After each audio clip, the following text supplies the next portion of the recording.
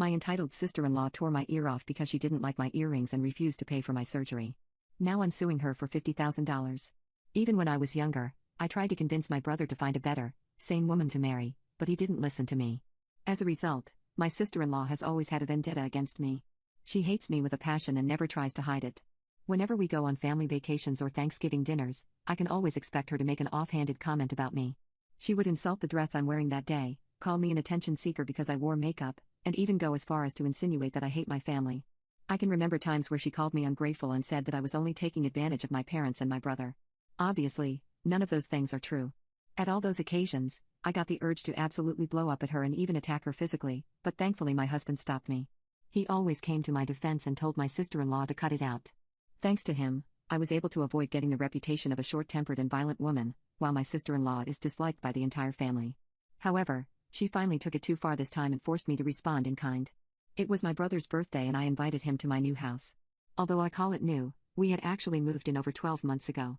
It's just that my brother never visited because of the rift between me and his wife. However, I really wanted to treat him for his birthday and therefore decided to tolerate my sister-in-law for just one day. After all, there was nothing she could do in the span of a few hours that would make me rage out, right? Anyway, he agreed to come over along with his wife for dinner. On the big day, I couldn't help but notice that my sister-in-law was dressed like she was going to a party with the president instead of just having dinner with family. I didn't make a comment on it and just invited them in, eager to show off my cooking skills. It was only 6 p.m., so my husband and brother decided to watch a football game together, leaving me and my sister-in-law alone. To my surprise, she talked to me politely and even praised my decision to host the birthday party. I was really happy, as I had prepared a cake and a full-course meal for both of them. However, her kind persona didn't last long at all, and she commented about how my earrings weren't matching with my dress. I was wearing a very casual blue gown with green earrings, and didn't see a problem with it. But for some reason, she was very insistent that I remove my earrings and wear new ones. When I kept refusing, she took matters into her own hands by saying, "Oh come on, those earrings don't suit you at all. They're probably just clip-ons, right? Here, I'll remove them for you." I have no idea why she thought they weren't the piercing kind.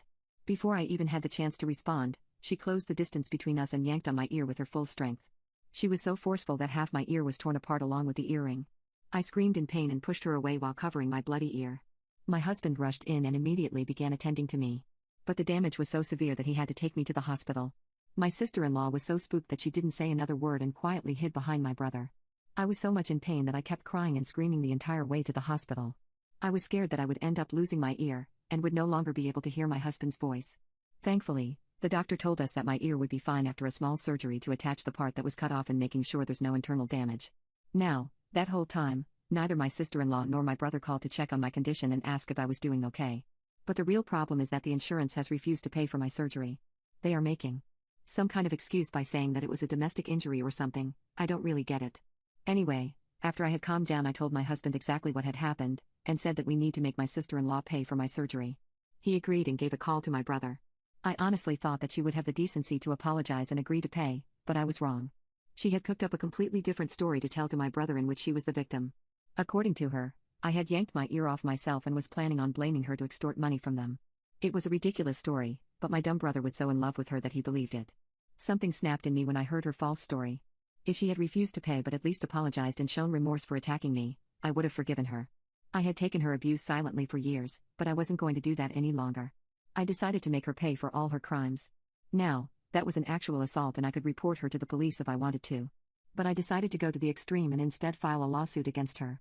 My husband contacted a lawyer and we very quickly sent her a letter saying that if she didn't pay for the damages immediately, then we are taking her to court.